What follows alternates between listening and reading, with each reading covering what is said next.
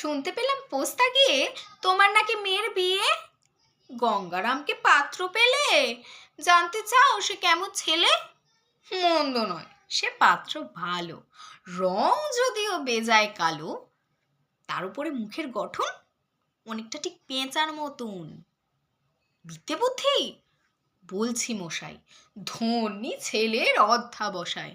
19টি বার ম্যাট্রিকে সে ঘায়েল হয়ে থামলো শেষে। বিষয় আশয় খরিদ পেঁচায়, কষ্টে সৃষ্টি দিন চলে যায়। মানুষ তো নয় ভাইগুলো তার, একটা পাগল, একটা গোয়ার। আরেকটি সে তৈরি ছেলে, জাল করে নোট গেছেন জেলে।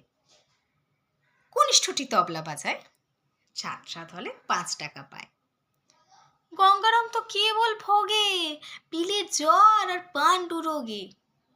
কিন্তু তারা উচ্চ ঘর, কংসরাজের বংশধর। শ্যামবাগচি বনগ্রামের কি যেন হয় গঙ্গারামের। যা হোক, এবার পাত্র পেলে, এমন কি আর মন্দ ছেলে। নমস্কার, আমি সৌমিলি বৈরাগী। আজকে 30শে অক্টোবর মজার কবি সুকুমার রায়ের জন্মদিন, আর এটা ছিল তাকে শ্রদ্ধা জ্ঞাপন করে আমার ছোট্ট একটি নিবেদন। নমস্কার।